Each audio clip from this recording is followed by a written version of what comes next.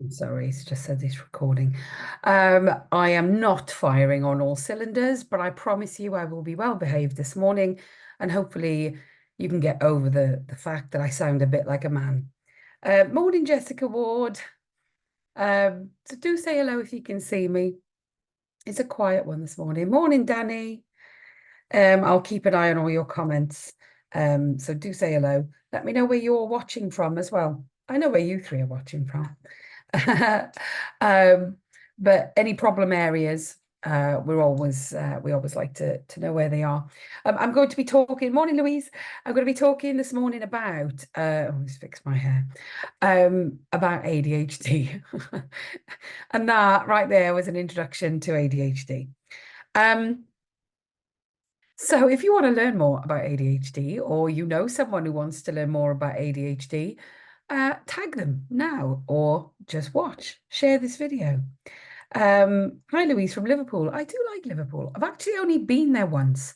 We did a day of send there before COVID, and it was absolutely lovely. I loved meeting everybody in Liverpool. We've had quite a few people from Liverpool come to our hub in Derby as well, which is a bit of a trek, but you're just so friendly up there. Your local authorities aren't, but you are. You'll have to excuse me. I'm going to drink all the way through this. It's not squash. It's actually magic stuff to keep me going. Okay, so ADHD and the myths. If you're watching this morning, do let me know what your connection is with ADHD, or if you're just being nosy, that's okay as well. Let me know whether you're watching it because of you or someone you love, one of your children, or someone you live with, or someone in your family, or maybe you're a teacher or a professional and you want to learn more about ADHD. Do let me know. It's quite quiet on the chat this morning, which is really ironic given this is an ADHD chat. Now, just a disclaimer before we start, I'm not a medical professional. We're not going to be talking about medication today, nor will I share my views on it. I'm someone who lives with ADHD. I've got a very spicy ADHD brain.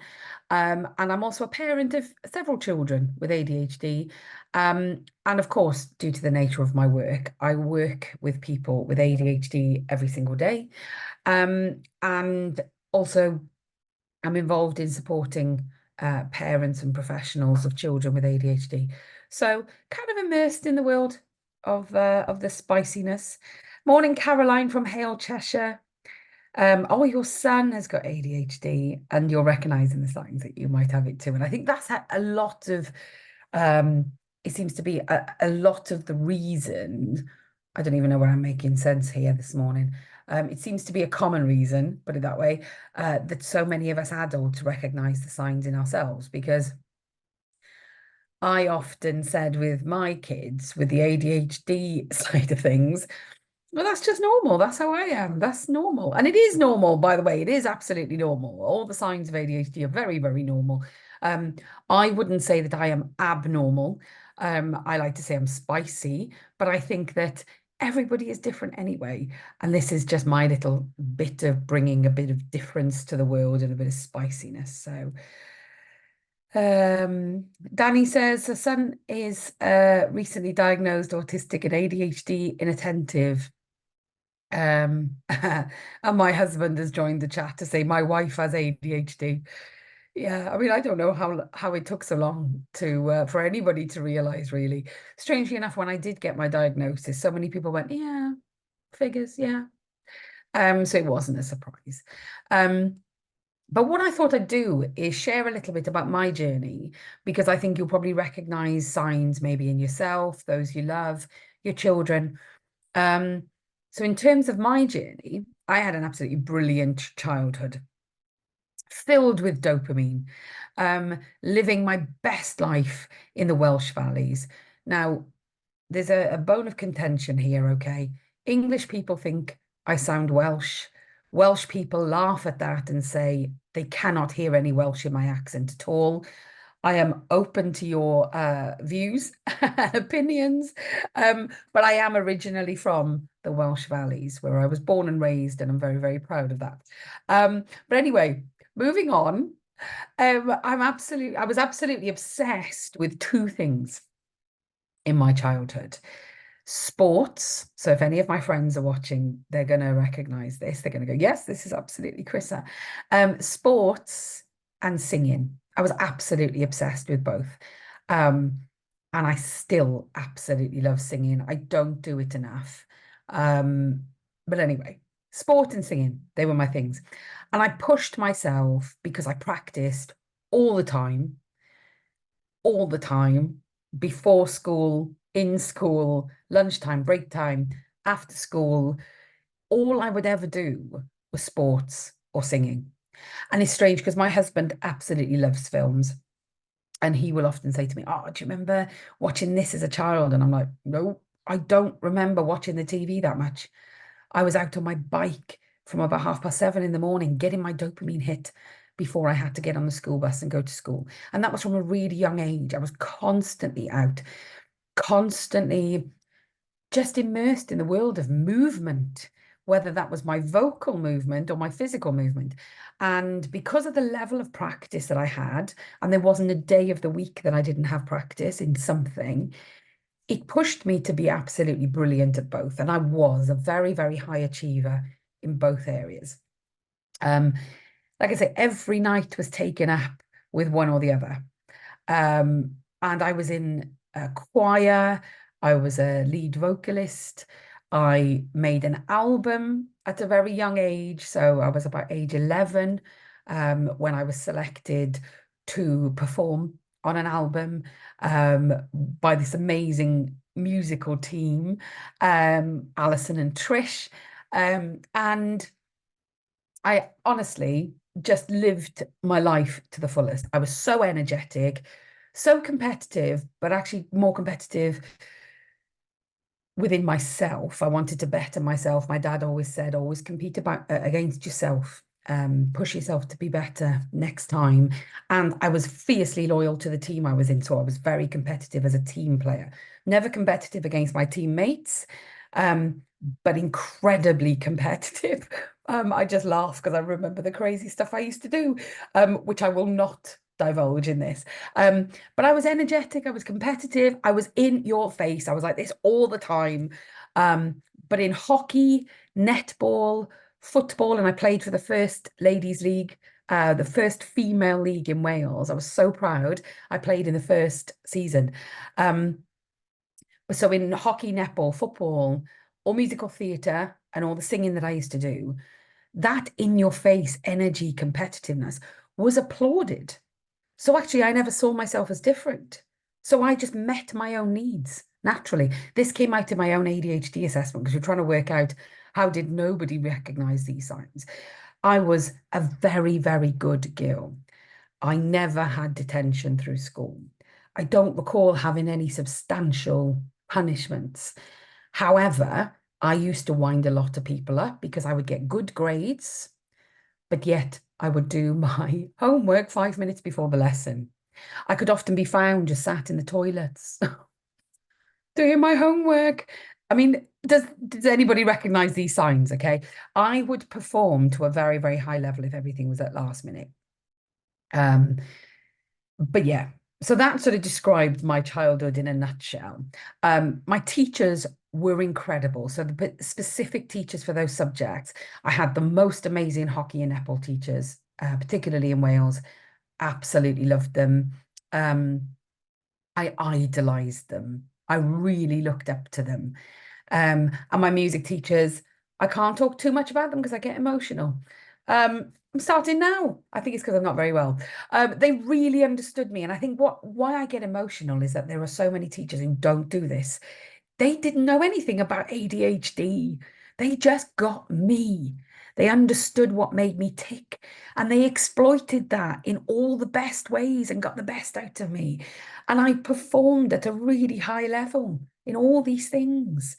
I remember coming to Derby in my teenage years, and in my later teenage years, I wanted to earn some money. And I got a job and I was really busy, but I wanted more money. And so I knew that the one thing that would get me money is singing. So I just used to go around the East Midlands doing karaoke competitions and winning money. I always won it. I won every single karaoke competition I ever entered, and I would come away with loads of money. But I competed at a high level. I was very, very competitive with my singing. And I achieved amazing things, but my teachers empowered me. I'm going to blame this on the cold that I've got. Okay. I've got a tear in my eye. They made me believe in myself. And I had a firm belief in myself.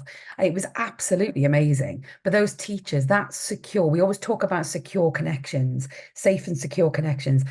Those safe and secure connections with those teachers was everything. And I had the full backing of my parents. And so that obviously helped as well. However, it wasn't always rainbows and unicorns and netball tournaments that I won and playing for competitively high teams and county and things like that. It wasn't always about that. So we need to look at the sort of the reality of what can happen to our children without that. So if you can't find the thing that makes you tick, if you can't find the thing, like my netball, hockey, singing, if you can't find that, or you're being blocked access to that, things can go really wrong. And I moved to Derby in my mid-teens, and it all went wrong for me because I was very, very good at sports, and my teachers up here recognized that. However, the girls in the team didn't like it at all, and so would create meetings without me to try and see how they could get me out of the team or hurt me so I was injured. And I hold that to this day. I don't like those girls. They're not going to be on my Facebook. If anybody talks about them, I'll say straight away they were my bullies. I do not like them. I hold it because I'm neurospicy. So we have this strong sense of justice. However, it made me fall out of love with all those things. So I stopped playing netball. I stopped playing hockey. I remember coming to Derby and starting to sing and wondering, where can I join? Is there a choir I can join? There wasn't really the emphasis on singing here like there was in Wales. But a friend of mine had a band, and he said, we want you to sing. We want you to be the lead singer of our band. And they were a bit like Oasis, which was not suitable at all to my singing. However, I wanted to sing, so I sang. And they went to the music teacher and they said, sir, we found a singer for our band. This is great. And the teacher said, come on then, let's hear it. So he said, you've got an incredible voice, but you don't have the face for a band. You are simply not pretty enough. And that absolutely knocked my confidence. So I lost my singing, I lost my hockey, I lost my netball, and I was hugely traumatized because this is what made Chrissa. This is what made my person. And so I lost my structure. I lost my passion. I lost my focus. And my dopamine seeking was all over the place. And so what was I without the structure? I was a clown. I was an underage drinker. I was annoying. I don't have many friends from that era. And in fact, there was one particular friend who would just find me really annoying. And I would find her quite annoying. And it wasn't until we left school that we became firm friends. And 20 odd years later, we are still like sisters. So you can get around it. But I was really annoying because I had all this energy and nowhere to place it. And then I grew up. I became a mum in my early 20s. I had enormous mental health problems. There was no music, no singing, no sport, no dopamine. So I was seeking it in other ways. It was really, really unhealthy. And I'm telling you all of this because I think it's really important that we find our thing. We help our children to find their thing. I'm not afraid and I'm not ashamed to say that I sought dopamine from drinking.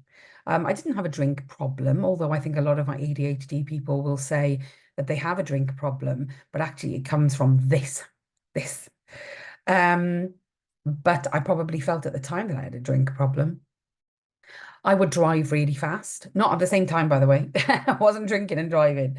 But I would drive really fast and be silly in the car. I would overspend. I was an incredibly hard worker, but I felt like an outcast. I always felt like I had separate lives all the time. I never felt like I had a tribe, never felt connected to anybody. Only a few friends truly got me, but I felt like such a mess. I felt like a burden. And it's not been until my 40s that I've realized they're really true friends. They've always understood me. They are my closest circle now. But what followed from that was not good at all because my mental health took enormous uh, battering from all of this because I had nowhere to get my dopamine. I was so incredibly low. And I did try and end my life twice.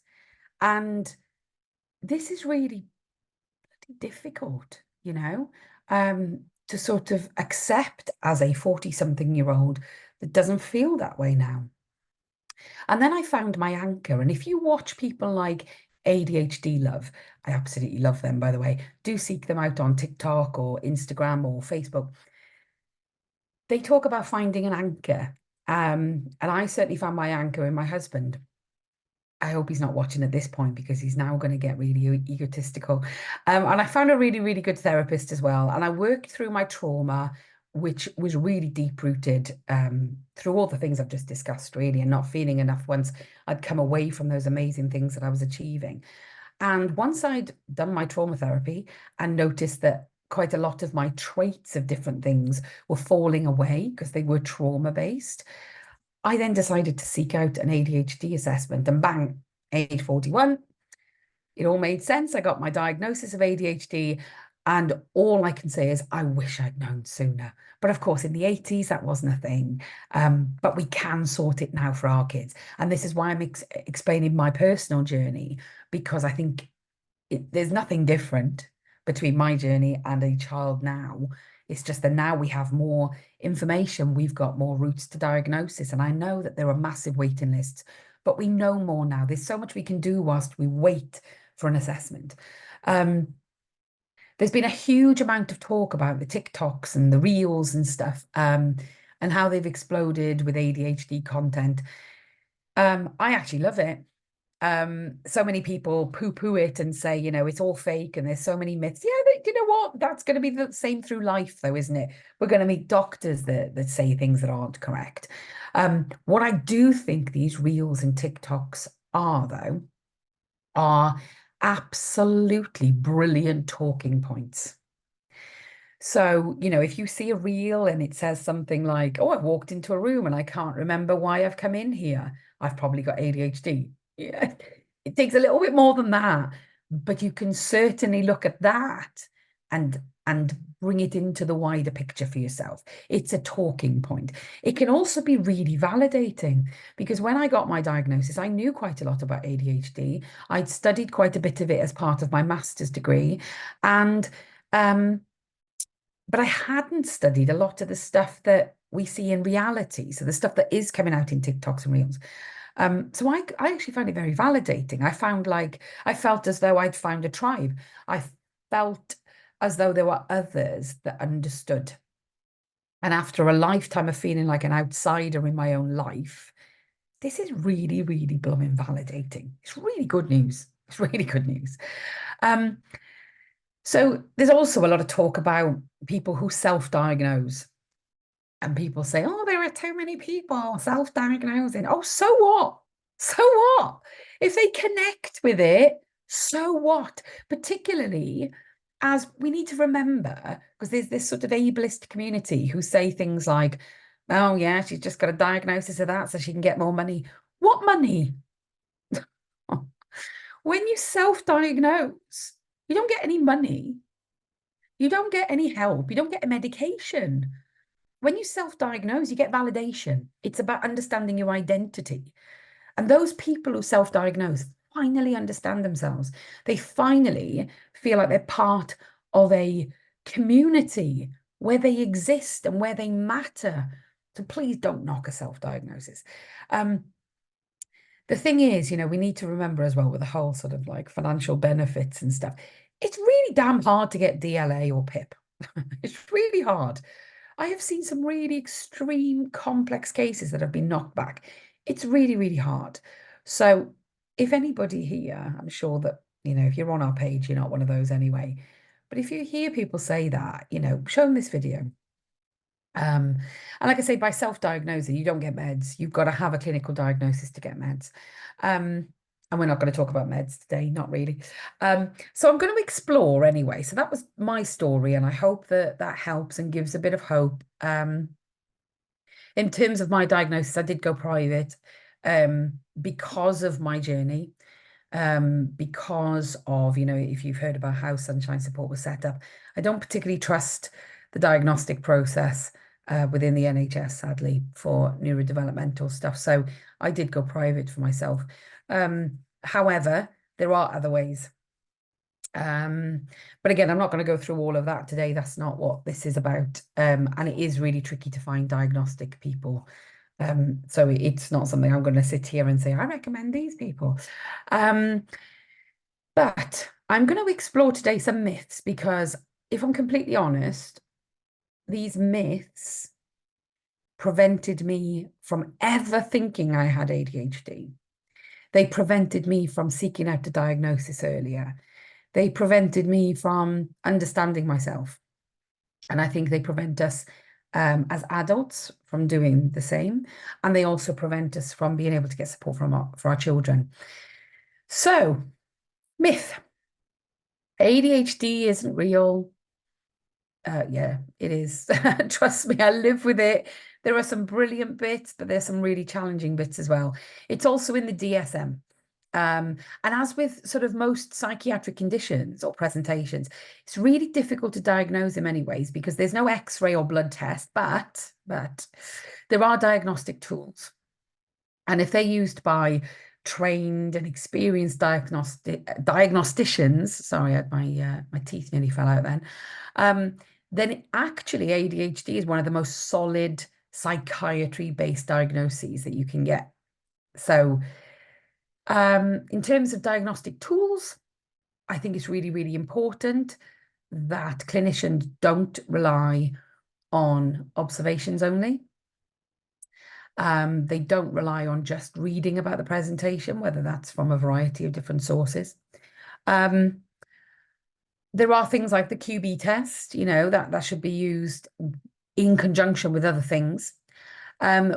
We do see observational based tests being done and then diagnosis being given, and it is not very helpful. We also see observations plus a QB test, but really we want more. We want more. We want to understand the full extent of a child's presentation or adult's presentation. And I think one of the most important things as well, in my personal opinion, is that the clinicians understand the difference between ADHD and trauma, because actually they can look really similar. If you look into trauma, we've got tons and tons and tons of webinars on our Sunshine Academy that are all based around trauma. When you look at some of the signs of us going through the sort of sympathetic and parasympathetic process of our brain, and that's a whole other webinar, actually can make us start to look, if we're in crisis, your brain thinks we're in crisis, is constantly feeling like it's needing to risk assess and over risk assess, and it feels constantly threatened.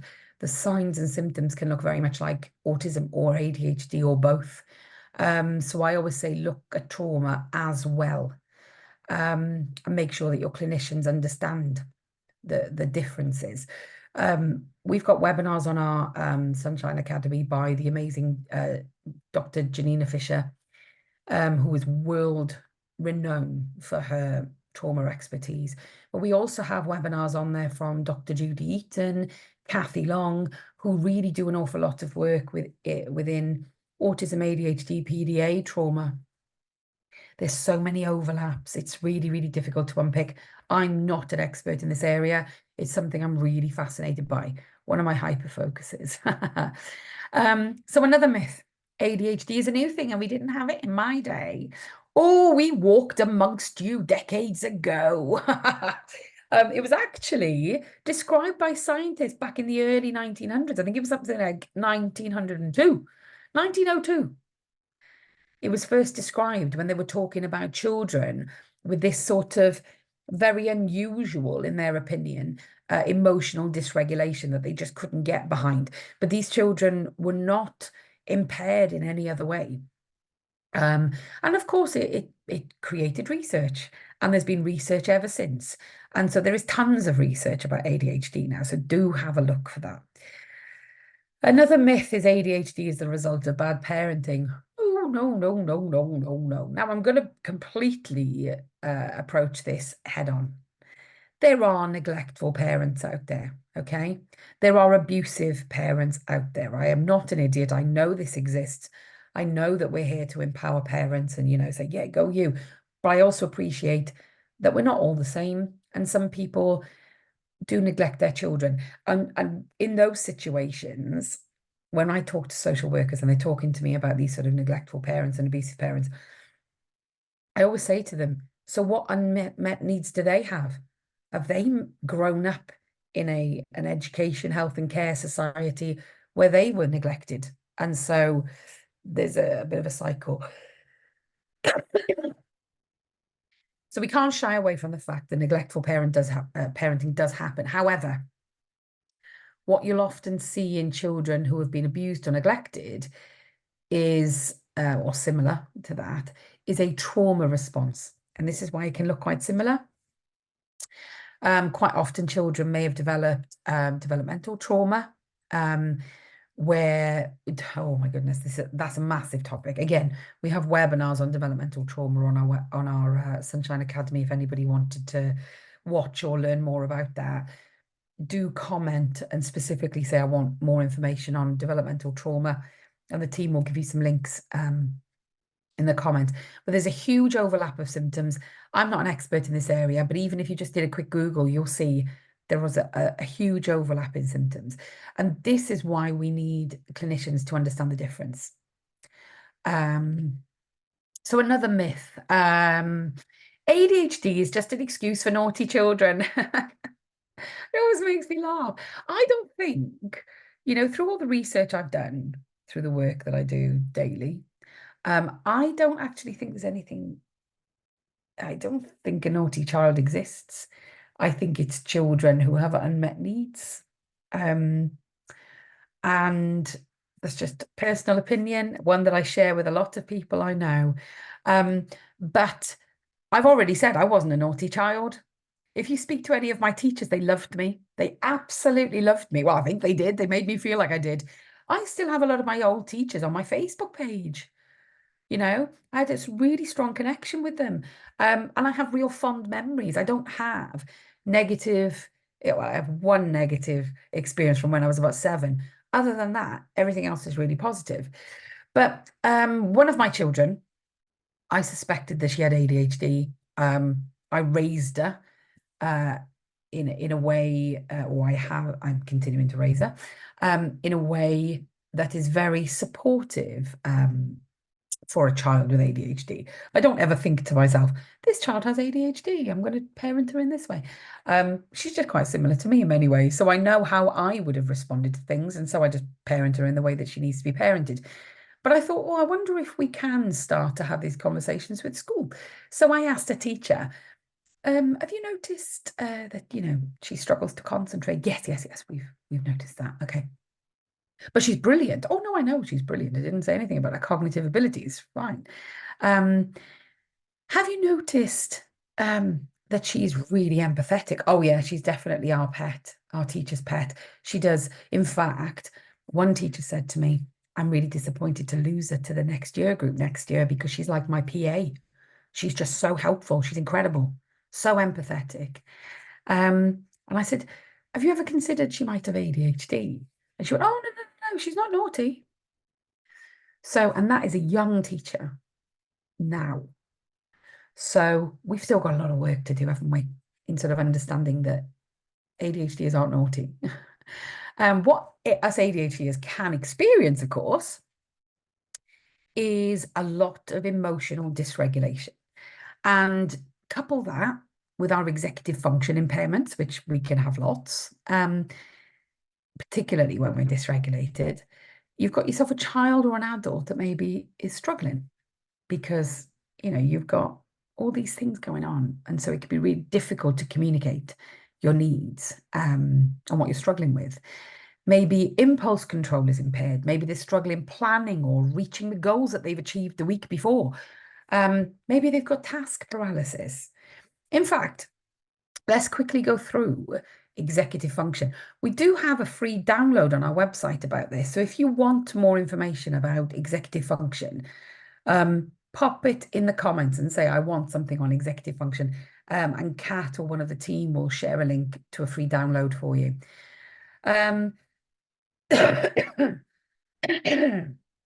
Really sorry about my lurgy.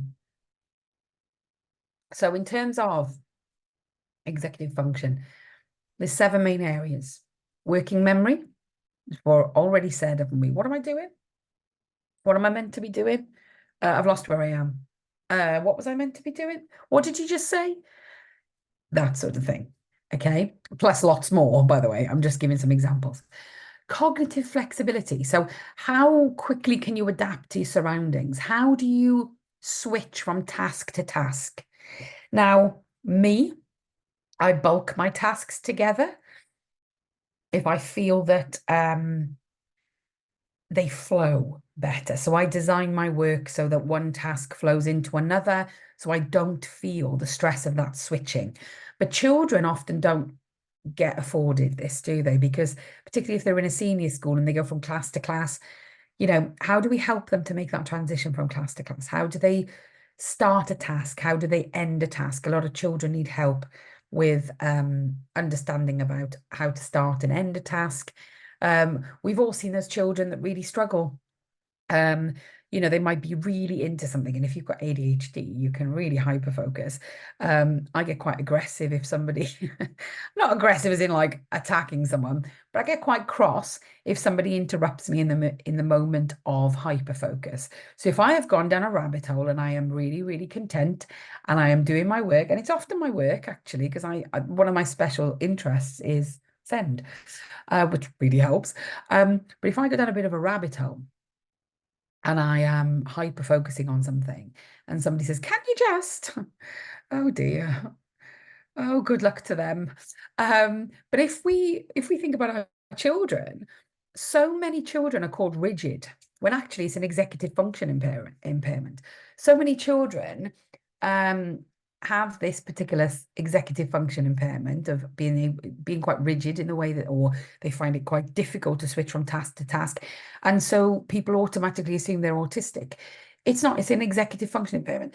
It can actually take place in lots of different things: trauma, dyslexia, autism, DLD, you name it, because everybody has these 7 areas of executive function. So number 3, impulse control. I am yet to find somebody with ADHD with great, perfect impulse control. I already spoke about the fact I loved spending money. It's something that I have a real difficulty, not so much now, because I've put coping strategies in place to be able to help myself, because I recognize what that was. But we need to understand that. As adults, it might be spending. It could be drinking. As children, it could be shouting things out in a most inappropriate way. It could be for one of my children during COVID. She knew that we were locked up, you know, and we had to stay within the sort of parameters of our home and our garden and driveway. However, she really struggled with that. And so she has executive function impairment. She has DLD. And part of that was impulse control. Huge issues with that. And she would walk through the garden gate and try and escape because she wanted to see people.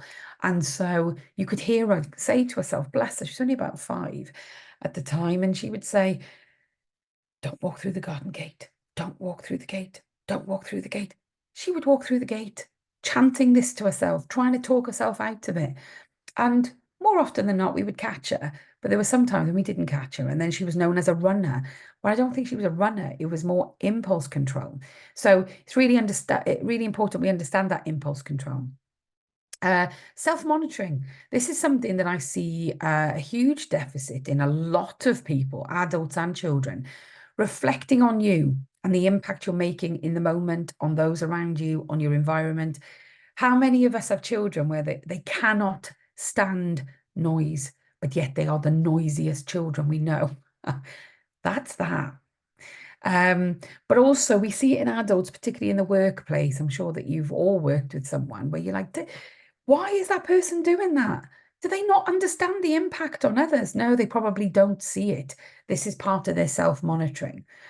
They need help with that and not attacking. They don't need to be attacked. Another part of executive function is planning and prioritizing. Another thing I know a lot of ADHDers struggle with. We have a lot of lists. I'm looking at the side of me and laughing. I have a lot of lists, but I also have a lot of post-it notes. Those who know me know I have a whole stash of post-it notes, and I can't color code permanently because I don't like the pressure of that. So I just have a lot of color coded jobs to do, which changes day to day. Emotional control, so that emotional dysregulation and then exploding. Again, you know, when I reflect back to my childhood, that was really good when you're playing sports. If you're frustrated, you take it out on the ball, you take it out on the game. So it was healthy. It was healthy. Also, I used to find that I was really self-critical of my singing. And so my emotional control wasn't particularly great, but I would put everything into making that singing performance better next time. So I could channel it. When I lost those tasks and they weren't a part of my life anymore, that's something that definitely I struggled with. But we know that, we see that in our children, which is why they're called naughty. It's not, it's an executive function impairment that, by the way, can be helped. If we understand executive function and we understand how that child's executive function works, then we can help them. Another thing is organization. One of my ADHDers, her teacher said to me, she walks up to school and she looks totally disorganized. And then when I sit with her and I go through, right, have you got this book for this lesson? Yep. Have you done your homework for that? Yep. Okay, have you got your PE kit? Yep. Have you also got your football boots? Yep. So she's actually okay. She just always looks like she's really disorganized. But we have put a lot of things in place to help her. And I must say, the smart speakers are very, very helpful because then it's not mum nagging all the time. But we've got tons of webinars on stuff like this. We've got a webinar on executive function. If you want the link, you can watch it on demand. It's on our Sunshine Academy. So I'm just sort of skipping through a few things this morning, but because I've got loads to say as always. But if you want to learn more about that, then there's tons and tons and tons of help. But just again, ping a comment on here and just say I want information on the Academy and the webinars, and Kat will share them with you. Another myth would be that it affects only boys, and we see this a lot with the neurodivergent stuff, don't we? Because a lot of the research was done around boys. Medicine is very male based, but we are learning more about girls. And I know a lot of people are saying we shouldn't have the stereotypical presentations. You shouldn't discriminate by gender. I'm not. First and foremost, what I'm saying is when you have a lot of research in an area that's predominantly about men and you are working and campaigning hard to get women to understand that they also can have these presentations and disorders, and not that I like to think of this as a disorder, but clinically it's listed as a disorder, or conditions, then it's really important that we highlight, girls, you could have it as well. This could be you. Do you feel that validation? So it is really important that we continue to campaign to understand things better in all genders. And don't get me started on intersectionality when you've got, you know, we have a nice array, big, colourful array of genders now, but also we need to bring in culture and race to that as well, and understanding how everybody's journey, depending on all the different elements of what makes up your life journey, how they can collide and then present, because no two presentations are ever the same. And so it's really important that we continue to campaign for that. Another one, I get this a lot. If you can concentrate on something, then you don't have ADHD. Oh, wrong. Us ADHDers are really good at hyper focusing. I've already talked about that. We lose ourselves. Again, what I absolutely love about ADHD and do give them a bit of a Google. And their book is fantastic, by the way. I read that a year ago. Absolutely amazing. But what they talk about is how you can really lose yourself in a hyper focus. It can actually be quite debilitating in some ways because you fail to meet your own needs. And what I love about their relationship is the partner of the ADHD. He will make sure that her needs are met because he can see she's going into a hyper focus. So rather than interrupt her, he'll make sure she has water, she has snacks, because we do forget those things, and then we come out of it with a blinding headache and feeling like we've been burnt out. But actually, it's that we didn't meet our needs in that moment of hyper focus. And I think it sort of leads into as well this myth of ADHDers tend not to be very bright. That's absolutely wrong. Our ability, I mean, Will.i.am just recently talked about if you teach a child with ADHD something they're interested in, you won't get anybody more focused on that task. They will absolutely excel. But if you continue to deliver a boring curriculum to them, they'll just zone out. But again, it comes down to the teacher. It really, really does, and how engaging they are. But I think it's really important that as ADHDers, people understand that we can carry out tasks, a variety of tasks, and our ability to carry out tasks, no matter how easy they are for us, can sometimes be hindered by our interest. But one of the things that used to really upset me as a child, really traumatized me, and I was looking to see if I have a piece of the work that I did, but I don't. I used to hyperfocus and produce the most incredible pieces of work, particularly in English. I was always an A-star student. And I would burn myself out by that hyperfocus. And the following week, I couldn't do anything above a C. And that would really, really traumatize me. Honestly, I felt like such a shame. I felt like such a sham and a fraud. Because I'm like, so am I actually that clever?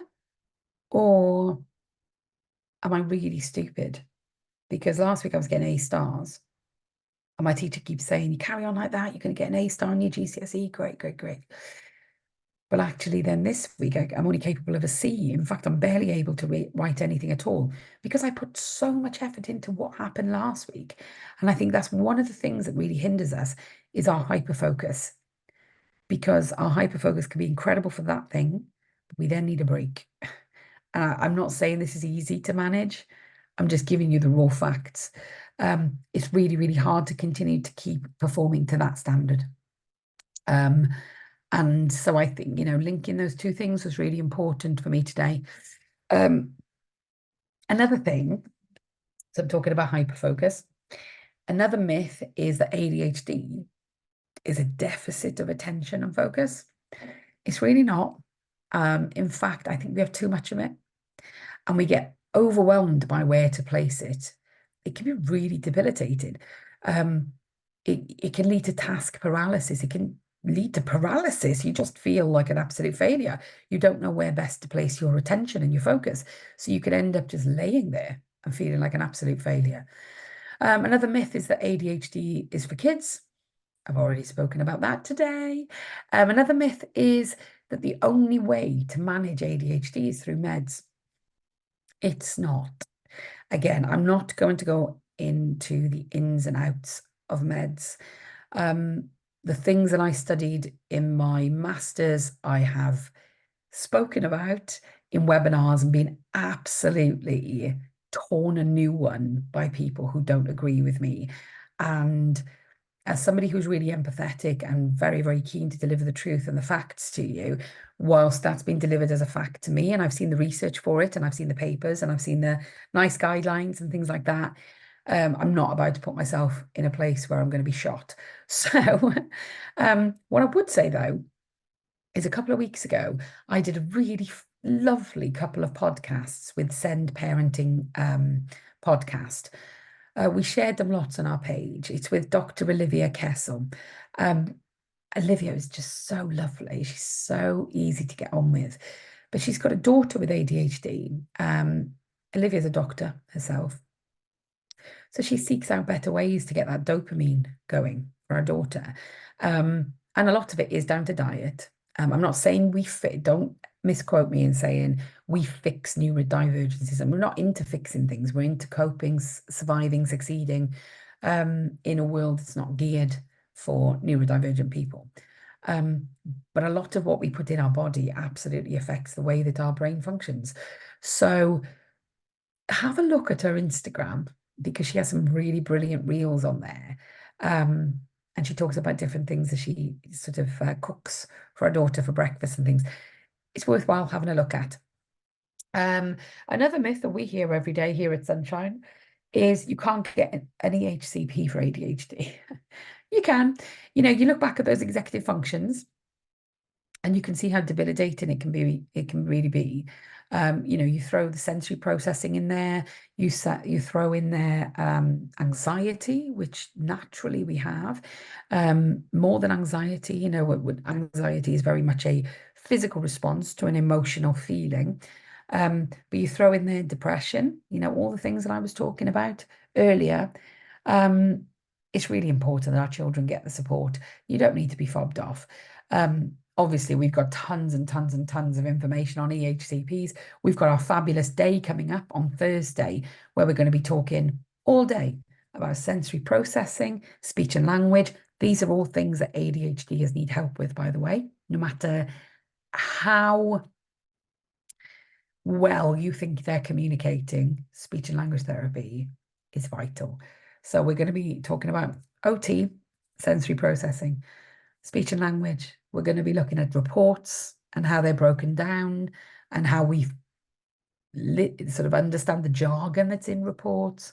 We're also going to be looking at the law, and we're also going to be looking at social care, because it's really important that we understand how social care plays a part in the EHCP. But anyway, if you want to learn more about EHCPs, again, comment and say I would like more information on EHCPs. So knowing all this is good, isn't it? It's nice to know. It doesn't necessarily make life easier. It's very validating for parents, very validating for us adults. But there's so much more to learn. I've just literally skimmed through topics and I've said, you know, I've mentioned the words sensory processing. I'm a sensory seeker. So I love, strangely enough, I'm in black today, but I love colour. If you look at all my videos, I'm always in colour. My whole desk is full of colour. I've got a lot of colour going on at my desk. I love colour. I love music. I love noise. I love big, shiny, bright things and lots of input. Not everybody does. So it's really important that we understand these things. I like certain textures. I'm quite fussy about that. I'm not too bothered about food, but I do like colourful food, which I think we all do, don't we? Well, I'm actually not necessarily. Some of us do have a very beige palette. But it's important that we understand all of this. It's important that we understand sensory processing. It's important that we understand speech and language. One of the other things is selective mutism. That's something that I really, really struggle with. And at the moment, even though I'm talking to you about a specialist subject, so I'm talking freely, there are things in my life, in my work, that I really struggle with. And I know that I'm being assisted by my husband with some meetings because I know I will go mute. I can't, and people don't understand. In different industries, they don't understand, and there is absolutely no allowance for it. And it's something that I know I will go mute, and so I will cry for days before the meeting. So even though I'm sat here full of confidence, that bears nothing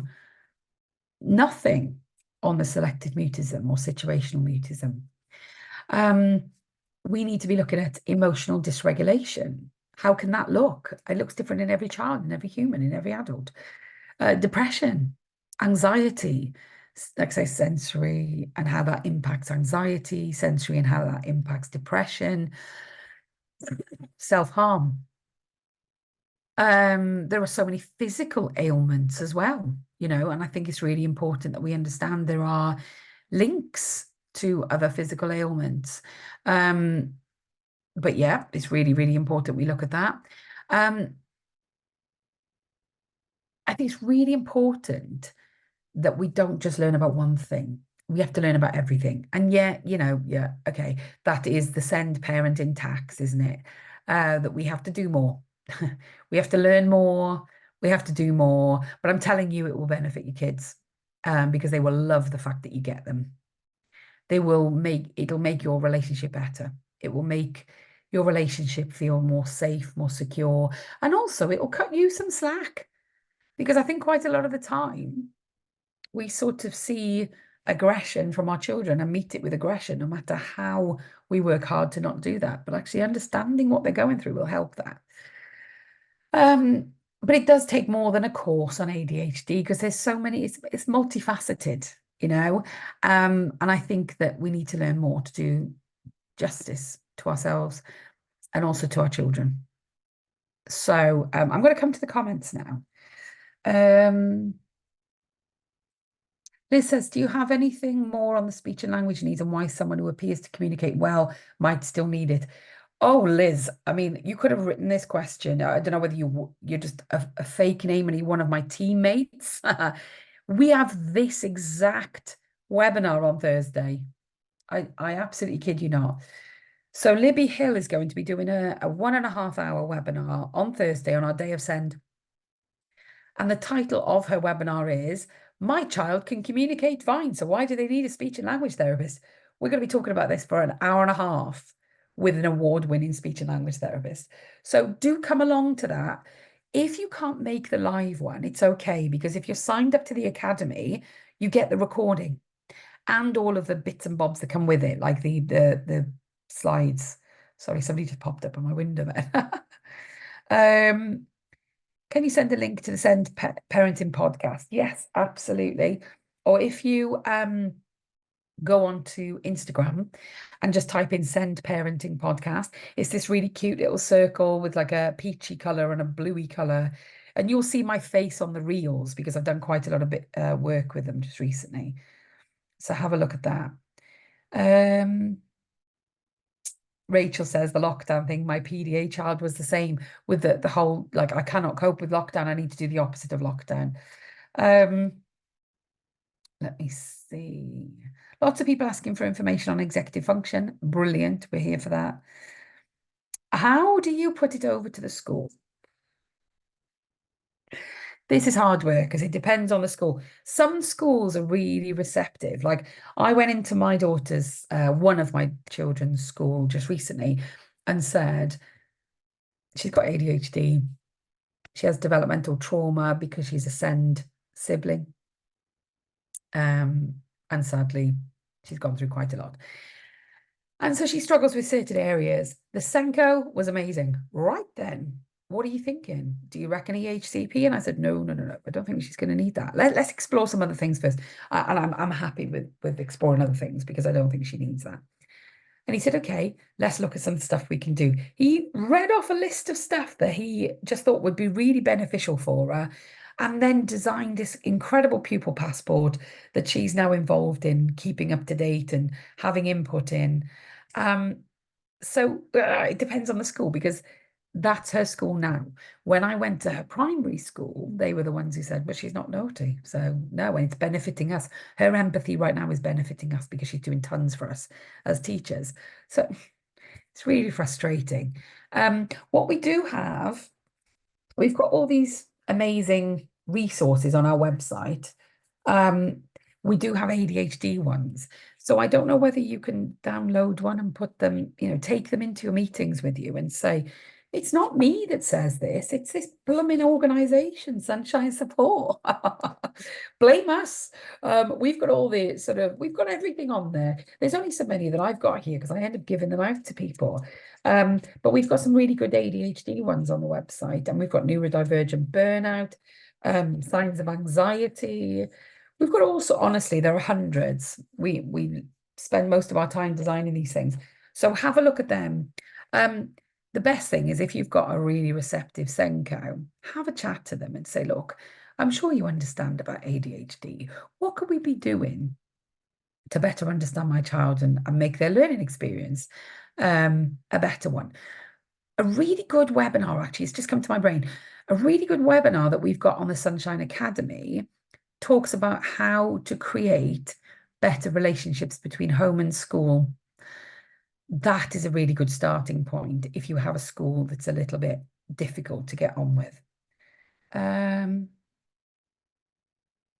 How do you respond to a school that child conditions not affecting their education? A child has 7 diagnoses. That will absolutely affect their education.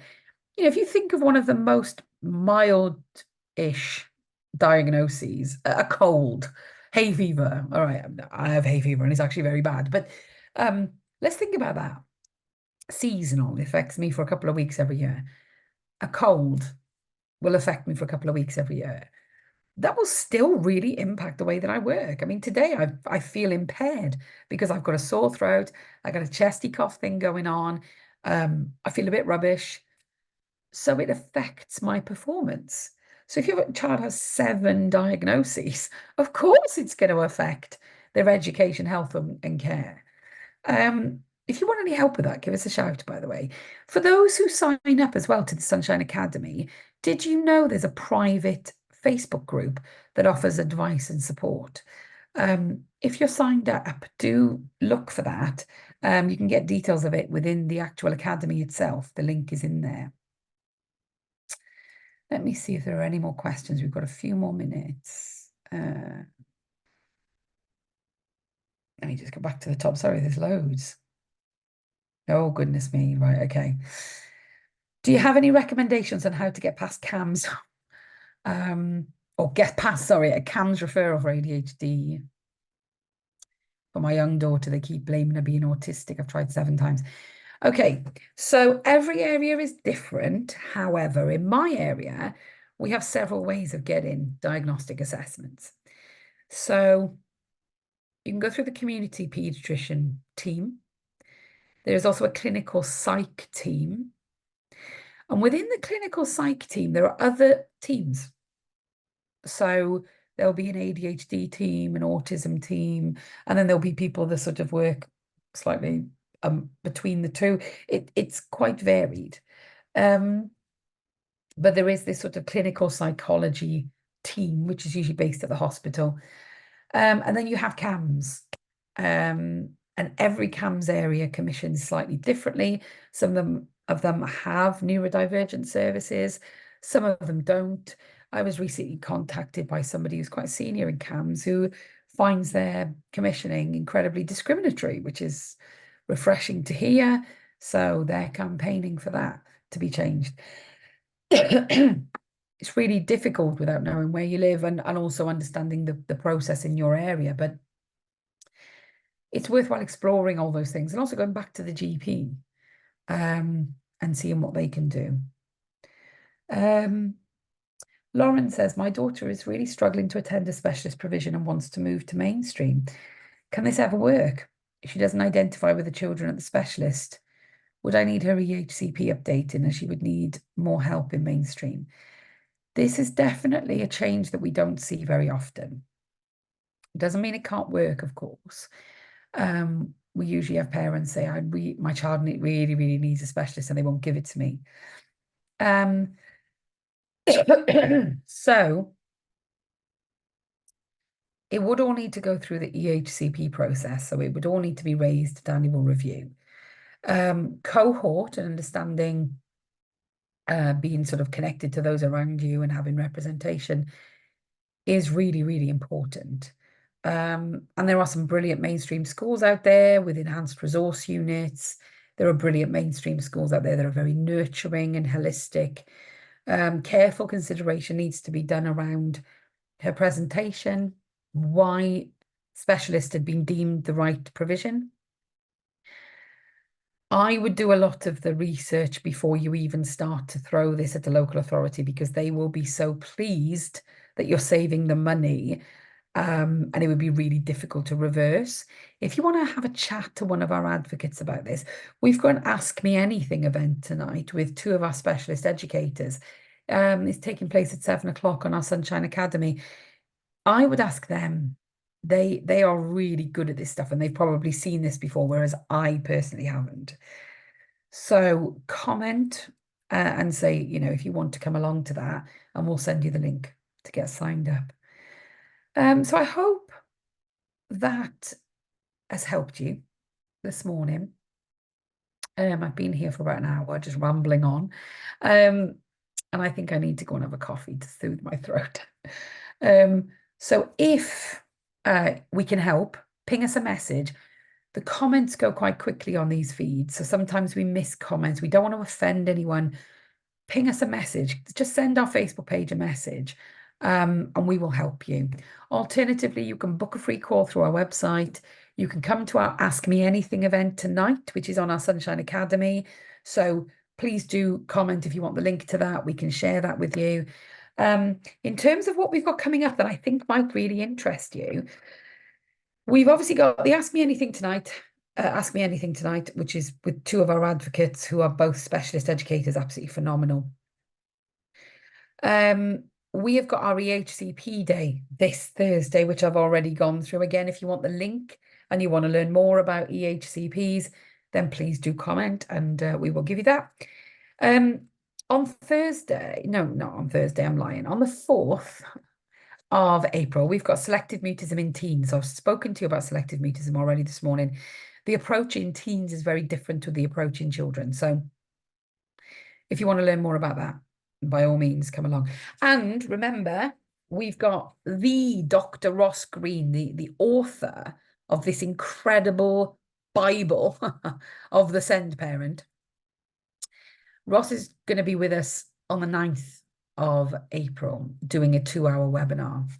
And he's going to be exploring this. Okay, so this book, he's going to be going through it in detail. This was the first Send book that I ever bought. I think I must have bought it in like 2015. So it's absolutely phenomenal. So by all means, come along to that. It's on the 9th. If you want any other links, oh, they're being posted. There we are. Have a little look. If you want to learn more about ADHD, we do have a more specialist webinar that's 2 hours long, including Q&A, on the 23rd of May. And we have stuff coming up in June on trauma, if you wanted to watch something live as well, which is all the stuff that I've been talking about this morning. Again, don't be a stranger. Don't suffer in silence. If there's anything that we can do, just let us know. Send our Facebook page a message. Get in touch via our website. Join our Sunshine Academy. There are lots of ways to get support from us. Just don't suffer on your own. Have a wonderful day. The sun is still sort of shining where I am. So I hope you manage to enjoy some sunshine as well. Get some dopamine. Have a lovely day. See you soon. Bye.